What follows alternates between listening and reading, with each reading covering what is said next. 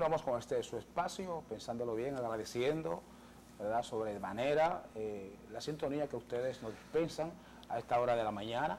Antes de entrar con nuestro invitado en el día de hoy, dos puntos son simplemente relevantes, que no queríamos que pase el día sin que nosotros tocásemos: el hecho de las confirmaciones y el otro de la parte que tiene que ver con la disputa en el Senado con respecto al miembro, al segundo, ¿verdad?, partido con segunda mayoría en el Senado de la República. Trini. Mira, yo pienso que hay detalles que nosotros como comunicadores tenemos que establecerlo.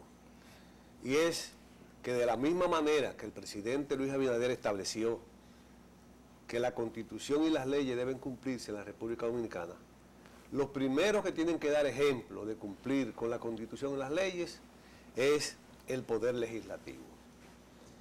¿Cuál es la realidad política, jurídica y constitucional electoral de la República Dominicana? Que quienes postulan los candidatos son los partidos políticos. Nadie puede ser candidato a ninguna posición si no lo postula un partido político. Es decir, que la gente tiene la preferencia partidaria. Por eso es la fuerza de los partidos políticos. Entonces, no es posible que se pretenda que la decisión personal de un individuo rompa la ley y rompa la Constitución. E inclina la balanza. No puede ser. La ley, la Constitución establece, los partidos políticos son los que representan, los que presentan la candidatura. Entonces, el Partido de la Liberación Dominicana es la segunda fuerza importante en el Senado y en el Congreso de la República Dominicana. Independientemente de que se vaya un legislador o no, eso no importa. Es un tema institucional, jurídico y constitucional. Entonces, pero las luchas políticas partidarias muchas veces tiran la chinita a ver si pueden pescar en ríos revueltos. Ojalá que este proceso presidencial y legislativo no comience violando la ley.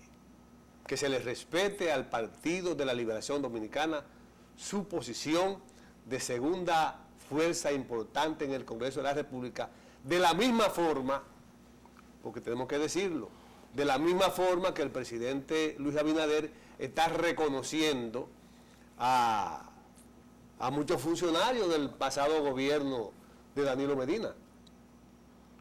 Por ejemplo, a nosotros nos ha satisfecho mucho la confirmación de Valdés Alviso en el Banco Central. Es un reconocimiento a que el gobierno del presidente Danilo Medina tenía un equipo económico que manejó de manera adecuada la economía dominicana.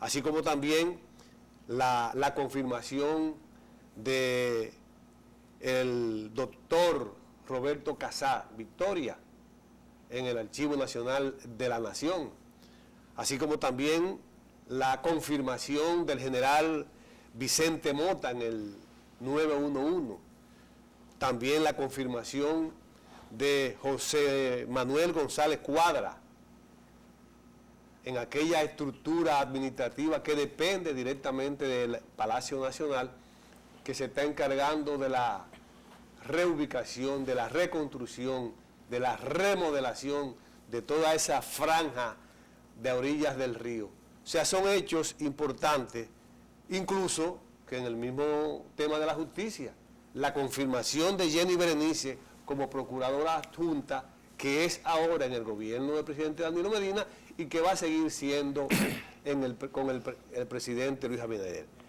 Armonizar, garantizar la gobernabilidad es lo importante. Ya la política pasó, lo que debe enfocarse Luis Abinader es en gobernar, en garantizar la gobernanza, y para eso y otros temas nosotros tenemos un excelente invitado. Así es, vamos a pasar, ¿verdad?, a darle la bienvenida, buenos días. ¿verdad? Muy buenos días. Daniel Pou Suazo, sociólogo de punta. Politólogo, nuestro invitado, es que quizás vamos a tocar ese y otros temas, Trini, que tienen que ver con la política y ¿cuál es la visión que usted tiene de lo que puede ocurrir de cara al futuro inmediato con lo que está pasando de manera general con la instalación de Luis Abinader en el poder? Sí, primero quiero agradecerle la gentil invitación que me han extendido para compartir con ustedes puntos de vista en este programa, pensándolo bien. Y justamente vamos a pensar muy bien lo que tenemos que hacer en este trayecto por el que estamos transitando los dominicanos y dominicanas en medio de una pandemia que ha deprimido todos los indicadores en términos macroeconómicos, en términos sociales y en términos de salud y laborales en nuestro país. Indiscutiblemente que ningún gobierno en República Dominicana, después de la Guerra de Abril, había asumido la presidencia de la República en una situación tan grave, con una crisis sistémica y estructural como la que nos encontramos en este momento.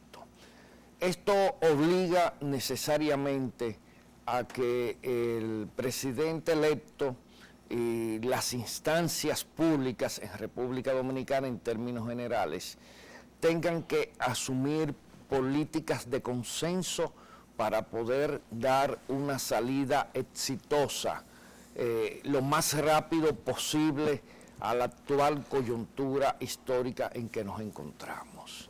La situación actual no es una situación que le compete solo a Luis Abinader y al PRM, es una situación que le compete a toda la sociedad dominicana y a todas las fuerzas agrupadas en partidos políticos, en asociaciones profesionales, en asociaciones empresariales y, en fin, a todo y cada uno de los ciudadanos y ciudadanas que vivimos en República Dominicana. Y esto lo digo porque muchas veces se piensa que desde el poder se puede solucionar todo.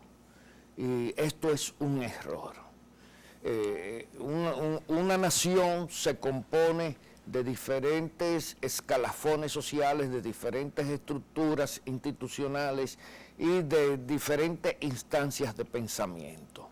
Y esto obliga a que la actual situación, donde hay tantos factores exógenos, factores que no son dominados por las diferentes instancias sociales que se encuentran en el escenario actual de República Dominicana, pues tengan que hacer esfuerzos suprahumanos para poder alcanzar un estado de plenitud lo más rápido posible y que nos permita superar la actual crisis. O sea, lo que usted está explicando a partir de un análisis bien pensado es que la gobernanza en este periodo presidencial 2020-2024 debe ser en base a la concertación, el diálogo entre todas las fuerzas sociales, políticas y económicas. Correcto, exactamente. Hay un tema de gobernanza que es vital. La agenda pública no se puede construir a partir de un solo lado de la sociedad. En la agenda pública tienen que confluir los diferentes puntos de vista, las diferentes propuestas, las diferentes visiones y los diferentes intereses. No podemos decir que un sector de República Dominicana de manera exclusiva tenga la solución y mucho menos la responsabilidad de poder remontar esta crisis. Doctor, el presupuesto de este año fue el presupuesto más elevado que se haya conocido en la historia de la República Dominicana. Correcto.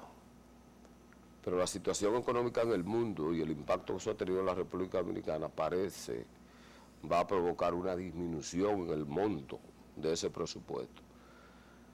El impacto entonces en la ejecución de las políticas públicas del gobierno y la reacción de la población, ¿cuál pudiera ser? Mire, indiscutiblemente que en un mundo donde todo concurre de manera global, hay que tener en cuenta que las soluciones locales tienen un alcance limitado. ¿Por qué? Porque hoy en día todos los elementos que se articulan para poder gestionar una sociedad están vinculados con la totalidad de manera holística. Es decir, República Dominicana no puede pensar que puede ser exitosa en su economía, que puede ser exitosa en su salud, si no vinculamos todos los desafíos que se nos plantea como sociedad en términos sistémicos y estructurales a lo que está aconteciendo en el resto del mundo. Fíjese a ver cómo viajeros que llegaron a República Dominicana en condiciones de turistas nos trajeron un patógeno que ya ha superado las 1000 muertes por su impacto y que tiene decenas de miles de dominicanos postrados en cama padeciendo los síntomas de este patógeno. Entonces, como usted señala, no podemos tener una visión tubular focalizada de la sociedad. ¿Qué le va a pasar a República Dominicana? Primero, que va a tener que ajustarse a la medida de lo real para poder encarar la situación. No podemos hablar de un presupuesto de casi 1 billón de pesos dominicanos, cuando 2 de los motores fundamentales del crecimiento económico se encuentran altamente deprimidos. Uno es el turismo, que ha colapsado a nivel internacional. Hemos visto en los diferentes medios de prensa cómo en España, en Francia, en Italia, en diferentes países, empresas que durante siglos fueron exitosas y brindaron servicio, hoy en día están paralizadas, muchas a punto de ser clausuradas definitivamente y otras en ventas, porque lamentablemente los niveles de compromisos económicos que presentan le demandan a su equipo gerencial recursos con los que no cuentan. Y los estados están muy limitados, los diferentes gobiernos, para poder aplicar los famosos subsidios que siempre se utilizaban o siempre llegaban con recursos frescos para podérselo inyectar y frenar el desplome de las economías. De hecho, en los actuales momentos, incluso los propios organismos multilaterales se encuentran en condiciones muy precarias para poder dar soporte, para poder auxiliar los países que prácticamente están viendo su economía colapsar. ¿Por qué? Porque el problema está que esos recursos de organismos multilaterales pues se encuentran muy diezmados porque los países que los nutrían también han visto mermar su economía. ¿Qué tenemos que hacer los dominicanos? Señores, no podemos seguir hablando de que tenemos un presupuesto de casi 1 billón de pesos dominicanos cuando las recaudaciones se han deprimido de una manera preocupante. En el sector formal ya hemos perdido más de 350.000 empleos. En el sector informal, que constituye el 54% de la mano de obra en República Dominicana de la economía, todavía no he visto cifras porque ese es un sector muy difícil de cuantificar. Pero todos los que conocemos a personas que han vivido de vender seguros, de vender vehículos, de vender inmuebles, de ser intermediarios en múltiples operaciones, incluyendo operaciones financieras de carácter privado. Hoy en día muchos están comiendo gracias a la solidaridad de sus amigos y familiares. Conozco personas en esa situación que si yo se las menciono aquí, muchos de ustedes irían de espaldas, porque resulta inimaginable que esas personas hoy en día hayan llegado a una situación de colapso económico? La verdad es que todo eso que usted describe tiene un solo protagonista, el coronavirus. El coronavirus. El mundo. Doctor, una pregunta. Vamos aterrizando un poco a la parte que tiene que ver con la vida diaria del dominicano común. Previo a su entrada al programa, en el mismo día de hoy, nosotros estábamos tocando el tema de nombramientos en las mismas familias. Ahí el tema también tocamos sobre todavía la falta de designaciones en líderes locales o regionales, que no sabe dónde van, etcétera, pero sobre todo la lucha, hay una lucha que se nota con respecto al poder individual de cada quien buscando agenciarse cierto poder dentro del mismo gobierno. Sabemos de ministros que fueron apuntados, señalados por Luis Abinader, que tan pronto fueron señalados, ellos comenzaron a hacer lobby para poner a otras personas en otros lugares, para tener más poder. Todo esto que se está dando a lo interno del gobierno, si se contrasta con lo que usted señala con respecto al apoyo que debe tener el gobierno de todos los sectores, sin importar cuáles sean, para poder salir adelante y proceder a una buena gobernabilidad, ¿cómo puede explotar eso quizá en la mano del presidente que se acaba de instalar? Sí, con esa base de un partido que estuvo en oposición, pero que son gente que tiene tiempo que están fuera del poder y que están ansiosos de llegar porque trabajaron para ellos. Bueno, hay que tener bastante claro que una situación es la racionalidad del Estado y otro elemento es las compensaciones que podría articular un partido que ha estado fuera del poder por muchos años. Bueno, el PRM, primera vez que llega al poder como tal, como PRM, pero todos sabemos que gran parte de la estructura de ese partido y de las bases de ese partido proceden del Partido Revolucionario Dominicano. Entonces hay que tener mucho cuidado con ver el Estado como un ente de compensaciones políticas. Un tema es el tema de los consensos y la representatividad al momento de tomar las decisiones para crear la agenda de la gobernanza, y otra es las expectativas y compensaciones que consideran determinados protagonistas del triunfo político de Luis Abinader que deben de recaer sobre ellos. Sé que hay muchas críticas por los pequeños anillos familiares que se han destacado en los nombramientos recientes.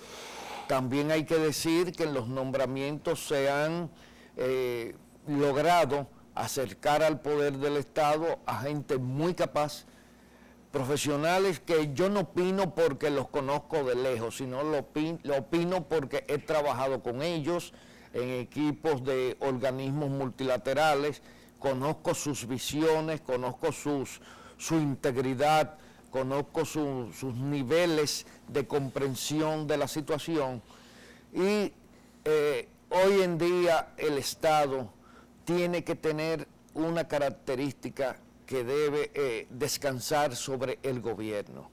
El gobierno, con lo poco que va a tener como recursos disponibles, tiene que ser certero en términos de prioridades, tiene que ser eficaz en términos de que lo que procura pues impacte en el sentido que se busca de lo que son las políticas públicas, y tiene que ser eficiente, o sea, lograr los propósitos que procura con la menor cantidad de recursos posible, porque no hay recursos para el dispendio, no hay holgura.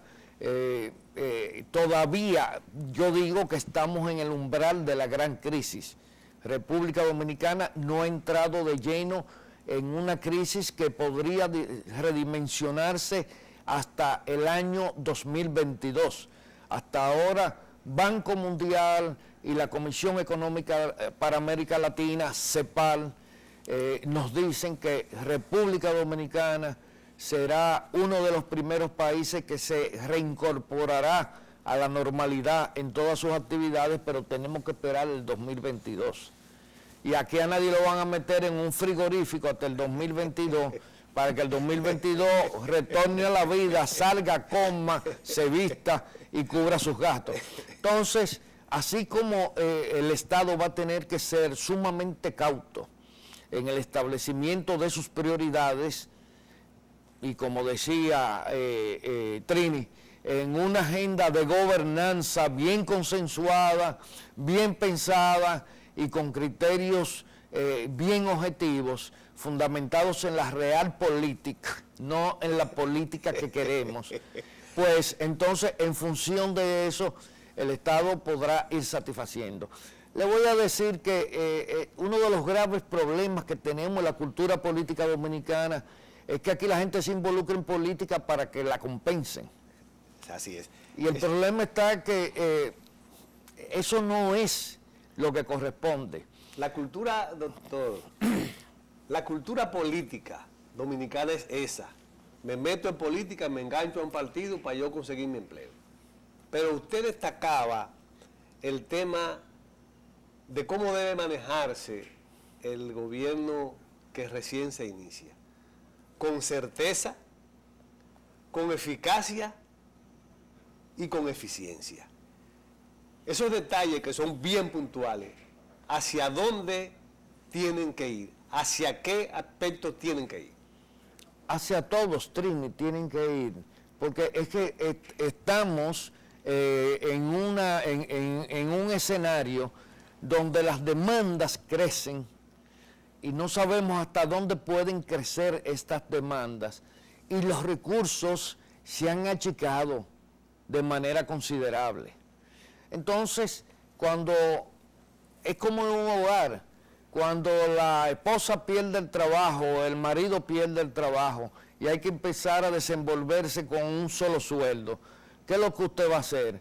Ya usted no puede comprar las delicatessen en el supermercado, de los jamoncitos serranos, de los patés franceses. Sencillamente usted tiene que decir yuca, huevo, sardina, pollo, 1 o 2 veces a la semana. ¿Por qué? Porque usted tiene una realidad que tiene que afrontar. Usted podría optar por el endeudamiento, pero ojo, en estos momentos las disponibilidades para el endeudamiento son escasas, porque todas las economías a nivel mundial están demandando recursos.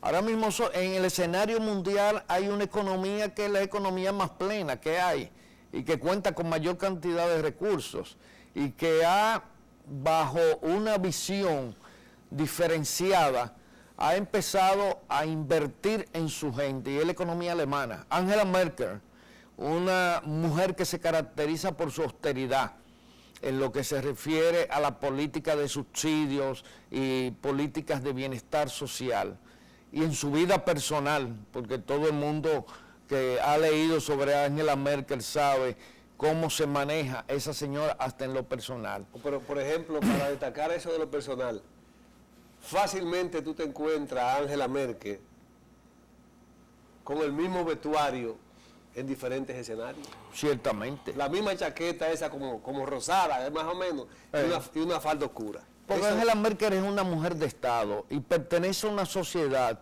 donde no hay espacio para la frivolidad. Lo que pasa es que nosotros somos aldeanos y creemos que el poder, o le endilgamos al poder determinadas simbologías. Pero en esos países el ciudadano tiene expectativas sobre el Estado porque existe un pacto social donde debe haber una correspondencia unívoca entre ciudadano y el Estado, el gobierno. Nosotros no. Nosotros creemos que el Estado tiene que suministrarlo todo, resolverlo todo, y nosotros expectantes a esperar que nos lleven el pan a la puerta de la casa. Doctor, le voy a hacer 2 preguntas. El resultado electoral de este pasado proceso dejó una señal inequívoca de un comportamiento del electorado hacia la juventud. Y hoy por hoy por lo menos en la Cámara de Diputados, más del 50% son jóvenes con menos de 35 años, por un lado. Por otro lado, en términos de los resultados por partido, diríamos que este proceso se llevó 2 partidos que han convivido con nosotros en los últimos 60 años. Estoy hablando del Partido Revolucionario Dominicano y del Partido Reformista. Más fueron prácticamente deshojados una serie de organizaciones pequeñas que casi siempre han servido como franquicia para hacer negocio con los partidos que se ven van a llegar al poder. Lo que yo le llamo, escúchame, lo que yo le llamo partido de bolsillo. Pero esa lectura del comportamiento del electorado, tanto en el voto hacia la juventud como, diría yo, una expresión subjetiva de mi parte, ese desprecio ya a lo mismo de tanto tiempo. ¿Cómo usted califica esta conducta del electorado en este proceso electoral en una dirección u otra? Miren, lo que pasa está que nosotros a veces en los momentos de algarabía nos olvidamos de las zonas grises y las zonas oscuras de los procesos. República Dominicana asumió este proceso electoral con una crisis profunda del sistema de partidos. Poca gente ha reparado que el nivel de abstención, ya sea por la pandemia, ya sea por la indiferencia de sectores importantes de nuestro país hacia el proceso electoral, ha hecho que elijamos hoy en día un gobierno que está solo refrendado por el 28% de las personas inscritas en el padrón electoral. Y eso es uno de los argumentos que refrenda la necesidad de que este sea un proceso gubernamental de amplios consensos. Porque estamos hablando que ni siquiera una tercera parte de los ciudadanos inscritos con derecho a voto en el padrón electoral señalaron la victoria de Luis Abinader Corona como presidente de la República. Y yo creo que Luis Abinader está muy consciente porque en su discurso hay un reflejo que refrenda la necesidad de la gran concertación. Porque en una situación así, frente a una crisis inusitada, a cualquier gobierno le sacan la alfombra debajo de los pies, en una situación que podría desestabilizar y agravar más la situación de República Dominicana. Mire, permítame, por eso, porque sí, estamos casi terminando, le quedan 2 minutos para que usted enfoque ahí.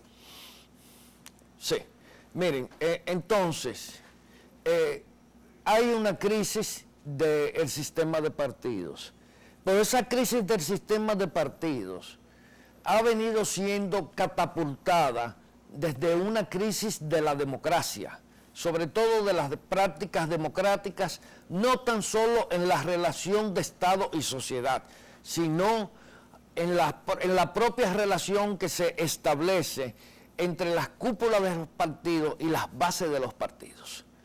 Si usted se da cuenta, a pesar de que se promulgó una nueva legislación electoral, un nuevo código electoral, una ley de partidos, eso no fue suficiente para mitigar esa crisis del sistema político dominicano que está claramente marcada por una ausencia de prácticas democráticas.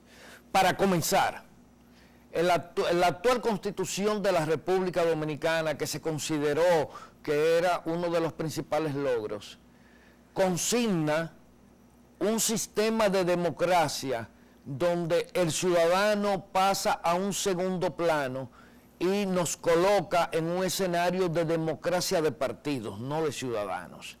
Por ahí empieza el principal problema. Y el segundo problema estriba en que las cúpulas partidarias en República Dominicana dejan poco espacio para las prácticas democráticas y para que el sentimiento de las bases de los partidos se plasme de una manera directa y real en las propuestas políticas. Uno de los motivos de la baja votación en este proceso electoral no es tan solo la pandemia, es la baja calidad de la oferta electoral. Y esto ha marcado mucho este proceso electoral recién pasado en República Dominicana. Bueno, hemos llegado casi al final de este espacio, pensándolo bien. ¿Algún mensaje final a la audiencia que hoy comparte con nosotros? Bueno, yo no soy muy bueno motivando, pero sí le digo a todos y a cada uno de los dominicanos que bajen el tren de aterrizaje. Estamos en un momento de urgencia, estamos en un momento de crisis, atravesando una de las peores crisis que hemos tenido en más de un siglo, y sin la cooperación y la participación de todos nosotros no la podremos superar. No hay una República Dominicana que pueda sobredeterminar el universo del país sin que se pueda lograr la participación y el consenso de todos los sectores. Sobre todo en superar la peor crisis que se nos ha presentado en muchos años, y es la crisis del coronavirus, que es transversal e impacta en todos los sentidos a las diferentes áreas de lo que es la vida nacional. Muchísimas gracias. Estuvimos entonces el día de hoy con Daniel Pozuazo, politólogo, que ha venido a traernos interesante información y sobre todo alertarnos sobre la crisis que se avecina. Dice él que hasta el 2022 no habrá una República Dominicana estable. Por nosotros ha sido todo. Pasen todos feliz resto del día.